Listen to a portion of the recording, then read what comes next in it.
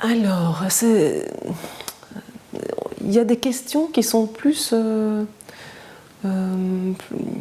difficiles à traiter pour nous et qui appellent humblement, comme ça, à se mettre au travail pour réfléchir ensemble sans les escamoter. Il y a notamment cette question du vocable à utiliser pour nommer le second parent de même sexe. Hein, puisqu'avec les PMA, maintenant aussi, on peut de manière plus organisée et plus fréquente soutenir les projets des auteurs de couples parentaux à devenir parents. Et il s'agit de parents qui ont le même sexe. Donc, alors, quand ces naissances surviennent, parfois, elles nous surprennent. Parce qu'on a l'habitude, par exemple, quand une mère est hospitalisée en service de grossesse à risque et est prête à accoucher, d'envoyer l'autre parent, par exemple, pour visiter la néonate, pour qu'il puisse un peu anticiper et puis accompagner le bébé, puisqu'on sait que la maman ne pourra pas voir tout de suite le bébé. Et donc à ce moment-là, on prend son téléphone et on téléphone en disant, ben voilà, je vous envoie monsieur untel, c'est le compagnon de madame untel, c'est le papa des enfants. Et puis quand il n'y a pas de papa, mais qu'il y a deux femmes, et bien tout à coup, au bout du téléphone, on se dit qu'est-ce que je dis, hein, alors on peut dire c'est la compagne de madame untel que je vous envoie, et puis on ne va pas dire c'est le second parent. On se retrouve avec des cas de figure comme ça, on ne sait pas quoi dire, parce qu'on se trouve tout à coup démunis, parce qu'on n'a pas nous-mêmes anticipé.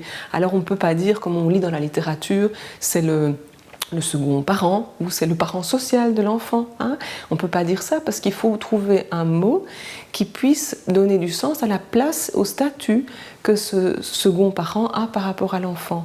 On peut le relier par rapport à la conjugalité, quand on dit c'est la compagne, hein, ça c'est juste, mais on est bien en panne parfois de nommer le parent, puisqu'on a perdu la question de la différence des sexes, qui fait qu'on ne peut plus dire c'est le père. Alors certains se débrouillent en disant c'est la seconde maman. Hein, ou d'autres se débrouillent en utilisant le vocable que les parents utilisent eux-mêmes et qui est souvent un petit mot gentil, comme c'est Malou, c'est Manou, c'est souvent d'ailleurs des petits noms qui commencent par M, comme maman finalement. Ça n'explose pas comme on dit en anglais dad ou papa. Enfin, l'organisation du mot se rapproche de celle de maman. Mais en même temps, on utilise alors un mot affectif et ce mot ne nous convient pas toujours non plus. On n'a pas l'impression qu'il est très approprié. C'est comme si on envoyait le père à la néonate en téléphonant en disant on vous envoie le papounet de cet enfant. Et on n'envoie pas la mamounette. Non, on envoie quelqu'un qui inscrit l'enfant dans un certain rapport de filiation, dans un certain rapport de génération.